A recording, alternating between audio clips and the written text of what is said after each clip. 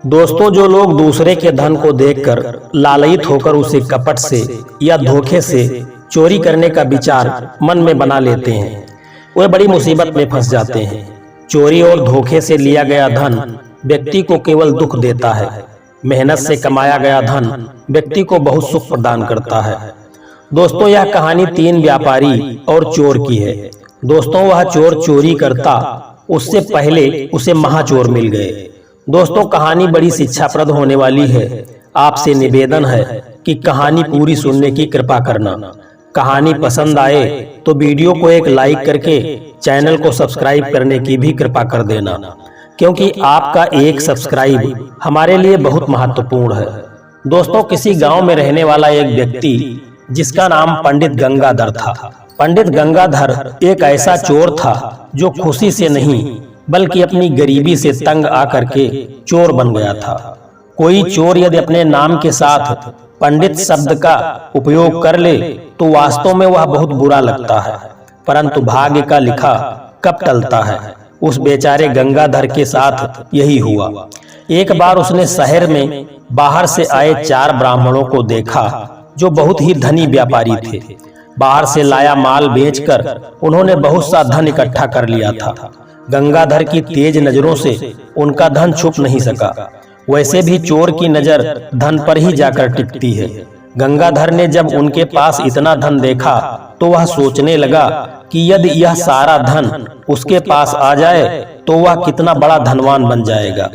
इतना धन पाने के पश्चात तो उसे कोई चोरी करने की जरूरत ही नहीं पड़ेगी।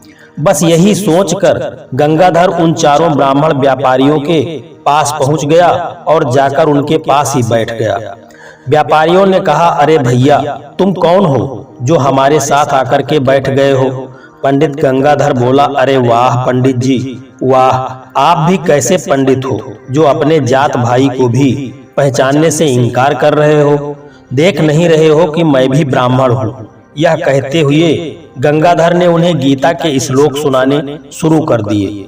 बेचारे पंडित उस ब्राह्मण के मुख से धर्म ज्ञान की बातें सुनकर बहुत प्रसन्न हुए और चारों कहने लगे, वाह वाह पंडित जी, आप तो बहुत बड़े विज्ञानी और ज्ञानी हैं।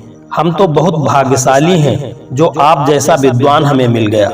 पंडित गंगाधर ने कहा, जी मैं तो ईश्वर का सेवक हूँ। एक गरीब ब्राह्मण के पास विद्या और धर्म ज्ञान के सिवा और हो ही क्या सकता है।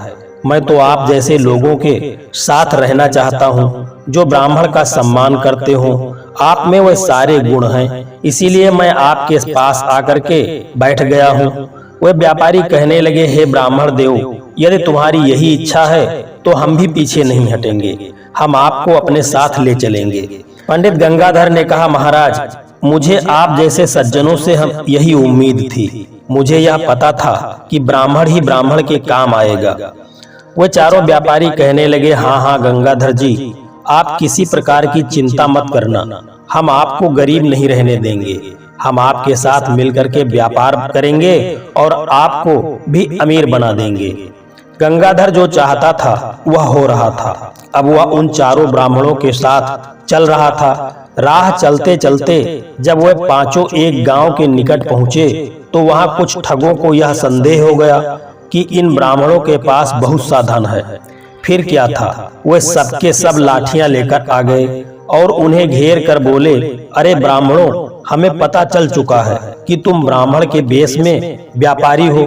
तुम्हारे पास बहुत धन है। अब यह धन चुपचाप स्वेच्छा से हमें दे दो, नहीं तो हम तुम्हें मारकर यह सारा धन छीन लेंगे। उन चोरों की बात सुन करके गंगाधर ने सोचा, अब तो भैया चोरों को मोर पड़ गए।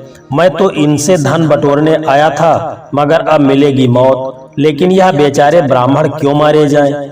उसने जो पाप किए हैं, यदि वह इन ब्राह्मणों की जान बचा ले तो वह सारे पाप भूल जाएंगे। ऐसा विचार उसके मन में चलने लगा।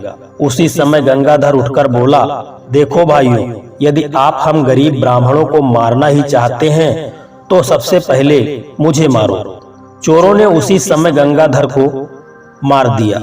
फिर उसकी जेब की तलाशी ली तो उस फक्कड़ के पास क्या मिलना था। उसके पास जब कुछ नहीं मिला तो वे कहने लगे, अरे इसके पास तो कुछ भी नहीं मिला, हमने तो बेकार में ही ब्रह्म हत्या कर दी। यह हमारी बड़ी भूल थी कि इनके पास बहुत धन है, लेकिन हमने बहुत बड़ी गलती कर दी। तभी चोरों का सरदार बोला, जाओ तुम सभी जाओ, हम तो इस ब्राह्मण को मारकर पश्चाताप कर रहे हैं। हमें बड़ा भारी पछतावा हो रहा है कि हमने यह कौन सी गलती कर दी। इनके पास तो कुछ नहीं है। चारों ब्राह्मण वहां से तेजी के साथ निकल भागे। उस चोर ब्राह्मण ने अपना जीवन दे करके उन्हें बचा लिया। दोस्तों, कहते हैं कि सीधे और निष्कपट प्राणियों की रक्षा स्वयं ईश्वर करता है।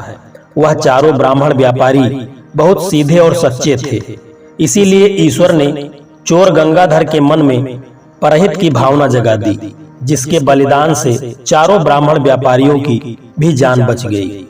दोस्तों, जो लोग सीधे साधे इंसान होते हैं, उनकी मदद स्वयं भगवान करता है और उन पर आने वाली विपत्ति वह किसी न किसी बहाने से जरूर टाल देता है। दोस्तों, यह कहानी आपको कैसी लगी है? यदि आपको वीडियो अच्छा लगा है तो वीडियो को एक लाइक करके चैनल को सब्सक्राइब करने की कृपा करना। जय श्री कृष्णा, राधे राधे।